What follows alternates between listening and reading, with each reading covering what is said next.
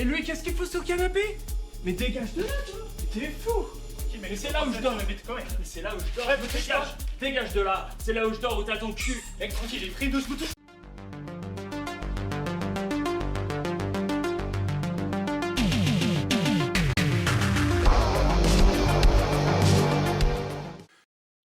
Hi, this is the Professional Amateur Hour coming to you with another review. This week, Leo sent me That Cold Dead Look in Your Eyes. Or, if you prefer the French title, I think it's Les Tours Moments, which means Your Dying Eyes, or something like that. Either way, this 2021 film was directed by Onur Tukel and stars Franck, Raharinosy, and Alan Ceppos and Nora Arnezeder. The story of this movie follows this main character, and he's kind of like a pathetic guy. He's broken up with his girlfriend in New York, but he hasn't moved out of the apartment yet, so he's just like sleeping on the couch. And he's like losing his job as well. He's a chef, but everything he makes tastes terrible. And then the girlfriend kind of leaves town for a week, and then the girlfriend's father comes to stay in the bed. And he's an interesting character. He's like a photographer, so he invites all these models over to have a little like naked photo shoot in the apartment and whatnot.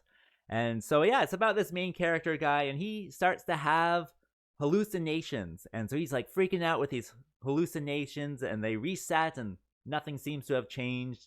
So he doesn't really know what's going on. At least from his perspective, he has no real clue of what's going on. And it's kind of implied that this is all because of a new Wi-Fi that's come to town. So all over New York, there's these Theta-wave boxes out there that give you really fast internet, but seem to be messing with at least the main character's mind. What will happen exactly though? Well, you have to watch the movie and find out. Alright, so let's discuss this film. Well, what works with it? Well, the first thing I gotta say was I thought it was really funny. I don't know how intentionally, the laughs were, but I thought it was quite clever as a comedy. With this one, everything is like played very straight, so there will be some crazy situation going on. He'll walk into his apartment and there's like, I don't know, 7 naked guys walking around, and they're all just very calm and collected about it. But he's like freaking out, and then again it resets and everyone's very calm about it as well. And so it's kind of situational comedy that way. And what else? The father's like always clogging the toilet. It's just like a running gag that's really funny. There's this mime that shows up. I don't know if it's a hallucination or whatnot, but the mime can be quite funny as well. What else? He's a chef, but he really can't cook. Everything he makes tastes like dirt. So again, kind of situational comedy. So I think the comedy really does work. I kept watching it because I found it so funny. And with this one, like, it's all because of the Wi-Fi waves in the air that all of this is happening. And so like my partner sat down like halfway through it, and I was explaining it to them about the Wi-Fi, it's messing with his mind. And even then, she thought it was really funny after that too. So yeah, it's really kind of an interesting kind of artistic comedy movie. And so yeah, if you're looking for something interesting and unique that way, then yeah, this is going to be for you. Also, I thought the idea of, the Wi-Fi messing with people's minds was a unique one. I know there's, a conspiracy theory out there about 5G and the waves that it makes. But this one, I thought it was interesting. It was unique. I hadn't seen anything like that before.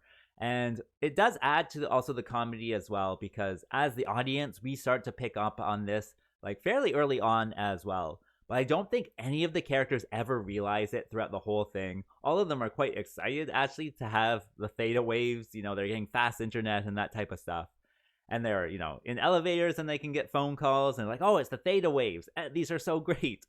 But none of them connect, the hallucinations or the freakouts to them. So again, that's like situational comedy or situational irony in that case. So yeah, all of it just kind of adds this kind of clever idea, I thought. Other than that, this is a French movie. And so it does have that kind of French cinema style to it, where, certain things will happen that aren't in American movies. And I think at the time, I had been like on a binge of American movies. So seeing this one and its more kind of artistic and elevated kind of style definitely worked for me. It was definitely kind of like a palate cleanser, if you will, where I just got to see, a different style, which was very refreshing. So I did enjoy that.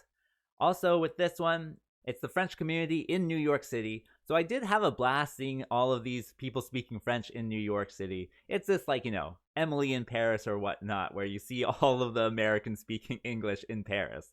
So I thought that was a fun little, I don't know, thing I hadn't seen in a while. So that was pretty cool. Another thing that happens with this movie is that as it goes on and on, you get more and more hallucinations. And it really calls into question, like, what is real by the end? Was any of the relationship stuff real? Was the father real? Who knows by the end? And so I do think it kind of gets lost to itself in this kind of story where, again, you don't know what's a hallucination and what's not by the end. Was all of it a hallucination? None of it a hallucination? You have these questions at the end. And with the characters not, connecting it to the Theta-waves, it just kind of ends. There's no real kind of resolution. He's just got to, I guess, live with these hallucinations or something. So, yeah, the plot loses itself. So, yeah, that's also in there. What else can I say about this movie? Well, it is listed as a horror genre movie, but I never thought it was scary or anything horrific ever happened. I thought maybe it was a thriller or a suspense movie with the hallucinations adding some thrills or whatnot. But with that artistic element, that's the thing about art. You can interpret it any way you want. So I, with my experience, interpreted this as a comedy going through it. I thought it was so funny, him in these crazy situations. So yeah, see it and interpret it whichever way you want, I guess. As for my recommendation, well, if you like artistic comedies, then this might be for you. I think it's supposed to be a horror film with, the hallucinations and the freakouts and then the resetting of the hallucinations and all that stuff. But I never really got that. I thought it was more funny than anything else. So yeah, if you're looking for, an artistically weird comedy, then this should be for you. As for a rating, well, I'll give it the average score of 5. And with that being said, I think that's all I wanted to say, so like and subscribe, and I'll see you next time.